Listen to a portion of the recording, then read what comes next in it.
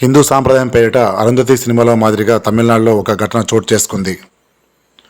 ఆడిపత్తి నెట్టి హిందూ పండుగలో ఒక మహిళ తలపై కొబ్బరికాయలు కొట్టే ఆచారానికి సంబంధించి దేశవ్యాప్తంగా ఇప్పుడు తీవ్ర దుమారాన్ని లేపుతోంది. తమిళనాడు రాష్ట్రము మెట్టు మహాదానపురం శ్రీ మహాలక్ష్మి అమ్మన్ దేవస్థానం ఆలయంలో జరిగిన ఈ సంఘటన దేశవ్యాప్తంగా హిందువులను ఎంతగానో తీవ్ర దిగ్భ్రాంతికి గురిచేసింది. ఆడిపత్తినెట్టి సందర్భంగా ప్రతి ఏడాది నిర్వహించే ఈ పండుగలోని రిచి సంఘటన తమిళనాడు రాష్ట్రంలోని కరూరు జిల్లాలో కృష్ణనారాయణపురం తాలూకాలోని మెట్టు మహాదానపురం గ్రామంలోని శ్రీ మహాలక్ష్మి అమ్మన్ ఆలయం వద్ద చోటు చేసుకుంది. అరుంధతి సినిమాలో అనుష్క నటించిన ఆ పాత్రను చూసిన ప్రేక్షకులకు ఇప్పటికీ అది ఒక పీడకలగానే భావిస్తారు.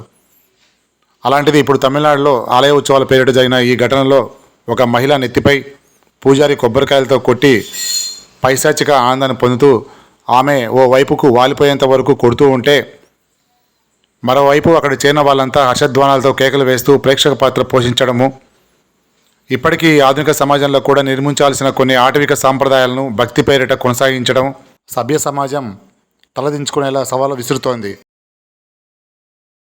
హిందూ మతంలో ఆచార సాంప్రదాయం పేరిట ఇలా చేసే కార్యక్రమాల ప్రభావం పూర్తి హిందూ మతంపై సమాజంపై పడే అవకాశం ఉంది.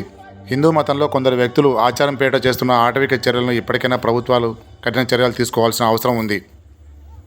అంతేకాక హిందువులు కూడా సాంప్రదాయాల పేరిట మతానికి తీవ్ర కలంకాన్ని తెచ్చే ఇలాంటి అనాగరిక చర్యలను అడ్డుకొని ప్రభుత్వానికి అండగా ఉండాల్సిన అవసరం ఈ యొక్క సంఘటన చాటి చెబుతోంది.